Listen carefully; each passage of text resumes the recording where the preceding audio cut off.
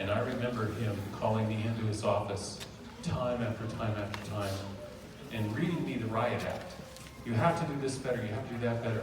And finally I said, Alan, why are you always so tough on me? Why, it almost feels like you're mean.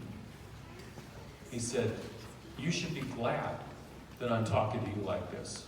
If I didn't say anything, it would mean I didn't care. But I care. I know that you're going to be a superintendent someday and you need to learn these lessons.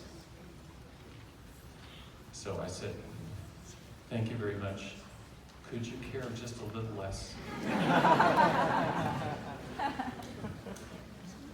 And now, it is my pleasure to introduce our author, Captain Exposition.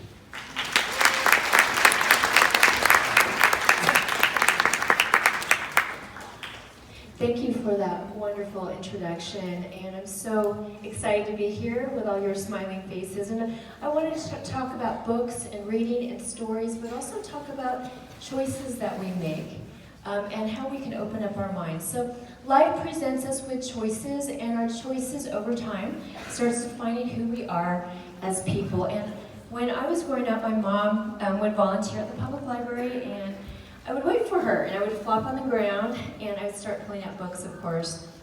And I started realizing as I opened up the book that it's like a portal that you step inside, and suddenly, even though I'm here on a rug on the library floor, I could be in Paris, London, New York, I could be in outer space. And it's just a wonderful way to suddenly realize, if we go back to the time when you remember opening up a book, for me it's been a while, but like for the first time, and suddenly the magic of connecting words and realizing you can get a whole nother world outside the reality you know, it is absolutely a phenomenal experience. It's magic. So that's how I see books and reading. So the books I'm going to talk a little bit about today are a little bit different than some of the books I've done in the past. I'm both the author and the illustrator, and before I was doing more representational looking characters where mice look like mice, cats look like cats, and people look like people. But the books we're going to talk about today are more symbolic. Meaning, for example, in my book 1, the blobs of color in my story, they don't look like people. In fact, I'm just curious, how many of you might know my book 1? Is anybody? Okay, I see hands coming up. Great. Now, do the blobs of color, do they look like people? No. There's no eyes, noses, and faces. So instead of using brown skin tones or gold skin tones or pink skin tones, I thought, what if I use green, purple, and orange skin tones to talk about differences and how we're different? The books up here are symbolic.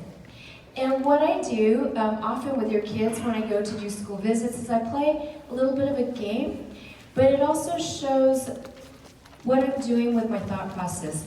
I'm taking a high-level idea and I boil it down to its simple form, and then I build in layers. So as your child gets older, as your younger brother and sister gets older, they start learning more and more, and they start drawing parallels with, wow, the message in these stories, this is what happens with our country or other countries, or how do we start looking at diversity? How do we build community?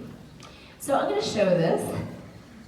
How many of you, with a show of hands, recognize the FedEx logo? Most of us do, right? Hands down. However, here's the hidden layer that I'm talking about. How many of you see that there's an arrow in that logo? There is a white arrow in the logo going from left to right. Do you see it? So I call that the aha factor, right? It's just something more that you see the longer you look at something, just like hopefully my stories. How many, kids, you would know this, how many flavors do we have in Baskin Robbins? All right, do you see it? All right, Goodwill, you see the face, but how many of you see that that face also makes a lowercase g? So I'm not going to go through all of them, but this is an examples of opening up our minds and looking at things a little bit more so you see kind of what I'm talking about. So I did a book called Draw the Line, and what I wanted to mention for all of you young readers, authors, illustrators, is a lot of times people say, oh, I don't know how to draw. But I say this, you know what? It's the thinking that goes with it. I do a lot of blobs of colors or lines, for example, with my story. They mean something. So right now, you see a line. For me, though, when I was working on the book, Draw the Line, this represented a connection between you and me, where we're all in this room. And I do have a purple rope in my bag. I'm not going to do it here. But if I was going to weave that line back and forth between all of you, and I could somehow cinch you all together, we, right now in this room, would be a part of something. We're a part of a celebration right now, but you would make a strong, beautiful fabric. And what I say too is the goal, though, when I talk to schools, is that fabric, we want it to be strong. We want our community to be strong. No holes in there. So I'm going to be really honest right now. I had a relationship issue with my dad, and my dad's getting older, and I really wanted it to be strong. But on a high level, we didn't agree on some pretty big things that was going on in our world, and it really troubled me. And I didn't want to be on opposite sides of the page from him, but I didn't know how to make it come together. So my analogy was this connection. It's a line. When you kids have a relationship, a friendship, the goal is to have a positive connection, right? So the line might look like this. Of course, in our world, life isn't always looking like that. And sometimes someone might not be there for you. Sometimes you have somebody come in close to you that says that they're going to be, they're not. They invite you to parties, but then they ignore you. So the line, we're just talking about observing, might look like a dotted line. And then you have to ask yourself, are you okay with that, with this person? Or maybe, if you can, and they're just a friend, maybe they become more of like what we call an acquaintance, someone you know. And that's okay too, because it doesn't bother you so much. Up and down, everybody has different kinds of emotions, and maybe it's too much for you. Maybe we can kind of, we say mitigate those lines, but smooth those lines out a little bit, right? And then of course we have, drama. Sometimes it happens in our lives, and I think with empathy, and this is just my personal opinion, but sometimes we can do better when we know we can help somebody when we're not exactly swirling with them. We can, if we feel safe and we can swirl a little bit and then come out. But you can be strong too and help that person out of their hole by being on solid ground as well. Okay, so my book is called Draw the Line, and I'm going to introduce some of these ideas to you. This is my very first wordless picture book. And I was thinking, how am I going to do a reading with kids without words? And then I was like, you know what? When we are born, we first learn visually. Before we even learn to read and write, we learn visually. We understand situations that way. And I was like, wouldn't it be wonderful to do a book that crossed over languages, crossed over cultures? You open up the book and people can understand, and they kind of create their own story with it. So, I am going to read the story of Draw the Line, and I'm going to ask you to help me tell what you think is going on in the story, okay? So, this book is called Draw the what? Line, right, okay. And we have two boys drawing what? Lines, okay. Do the lines look the same? No, they're different. One's doing a straight line, other one's doing what? Circles, curvy, right. So for me, this was kind of linear thinking, circular thinking. The boys, do they look the same? No, they are opposites, actually. They're coming from opposite sides of the page, and sometimes in our thinking, and we might bump, But when we bump, what do we say? Oops, yeah, no big deal. The boys look at each other, though, and they're like, hey, you're kind of cool. I like you. You like me. Maybe our lines can what? Connect them together, right? So when you have that connection with somebody, you feel like this emotionally, and they have a very positive connection, so it's like magic. They're suddenly able to lift the line, right, symbolically. In every relationship, there's a give and a take and a push and a pull, right? And the boy here is taking a lot of line. The boy's over here, he's cool with that until this happens, okay? If you look at his face, he's actually really scared. It looks like he's really gonna take a spill. Question, did the boy on the right, did he do that on purpose? Probably not. He wasn't even looking in that direction. So he turns around, and he thinks it's hilarious that his new friend is all tangled up in the line. All right? Now, the boy on the left, do you think he thinks it's funny? He doesn't. He's actually really upset about it. The boy didn't see what was going on, so it was just kind of funny. And now tell me about their connection in the center. What's happening? Tearing, breaking. True. This boy leaps up, he yanks back. Is the break getting smaller or bigger? Okay. Smaller or bigger? Smaller or bigger? All right. And it gets so big and they pull so hard they fall on their backs and they leap up and they're upset. They are yelling. They are saying, this is your fault. You know, as we know, it was probably an accident and things have escalated. Now they're truly on opposite sides of the page. And are they happy about it? No, they don't look like it. But you know what, when we have that big break, sometimes we don't know how to come back together. Things have gotten to a certain point. And right now it's even worse because it looks like we have one kid who's walking away. Sometimes we need that little break within ourselves, that journey that we take to reflect and ask, why did this happen? And for you young folks, do I still care about this friendship, this relationship? In the case of my dad, of course, I love my dad.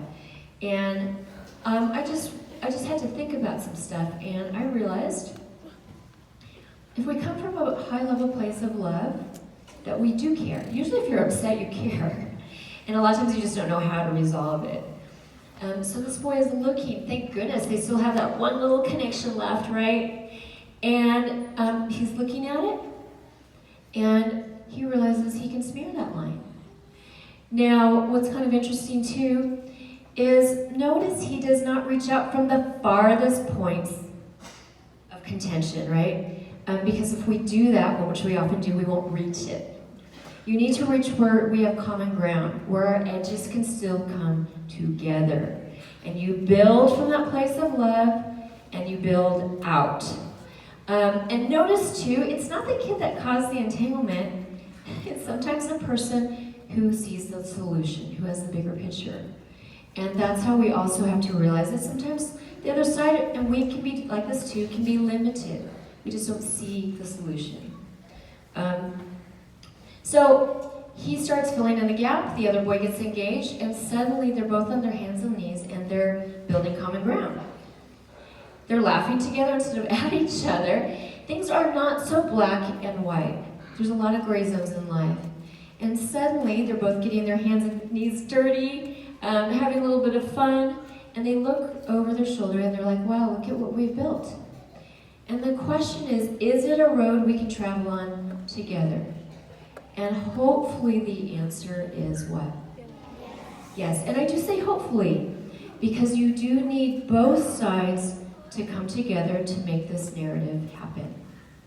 So that story is called Draw the Line. And one of the things, oh, thank you. Time for me to take my little water break too. It's a little bit dry for some reason. So I wanted to say, with my dad and I, this is what I think was happening. If I was a little bit taller, this would work, but if I could get a chair and I could be right there next to that circle, if I got really close to how I was feeling, all I would see was black, right? It's like a hole. Now I'm down here on the stage, and you can see that it's a circle. Okay, I'm gonna ask you this question. What if I told you this circle is actually a square? You might say, what? What's up there is a square. I could say that. Okay, hold on. Bear with me. So we all need to take a mental step back, and that circle gets a little bit smaller. Okay, it's part of our identity. And I say, okay, everybody move over here to this way. Everybody move back. And you might see that, whoa, there's more circles here. And if you connect the dots, what does it make? It makes a square. So I think what's happening is we get so close, it happens to me too, that's why I did this, is that's all we see. And in our reality, it is a circle. But we're connected in different ways. There's a much bigger picture here going on. And we have to realize there's something outside of ourselves too, to be able to come to the conclusion of getting along. Of course, life isn't a perfect square. Sometimes it feels like this, right? Or this. And it might feel chaotic, but honestly, it's just people. We're walking around, we have our own agendas. And what I started to realize, because I go to hundreds of schools, is this. When we start talking about respect for others, diversity, big issues. Issues of bullying, standing up for each other, compassion, empathy, respect, accountability. All these high-level things, we start getting on the same page. And the reason why I can say this with confidence is because I've seen schools that have started programs, many schools, and over and over through the power of books, reading, however you want to engage, by talking about high-level messages. It can take a year, it could take 2, it could take 3, but things do change. And that's how you raise the social climate of a community. I'm going to go ahead and read you the story of one. Before I do, I just wanted to say, I do work hard to build in these layers of these stories. So just like, you work hard at work, or your child works hard at their homework, getting better at sports, reading, art, music. What I realize is this. We also have to work on how do we become better human beings. We ask our child a lot, what do you want to be when you grow up? Right? And they'll say fireman, ballerina, whatever it might be. And I'm like, great. The other question, though, is what kind of person do you want to be? Do you want to be called a generous person? A respectful person, an honest person? And by doing that, just like with anything, we take one step at a time to becoming that braver person we can be. We envision ourselves to be. So I'm going to go ahead and read the story of one. I thought we could go ahead, since there's a lot of kids here, play a little game with Zero. I'll introduce the book to you.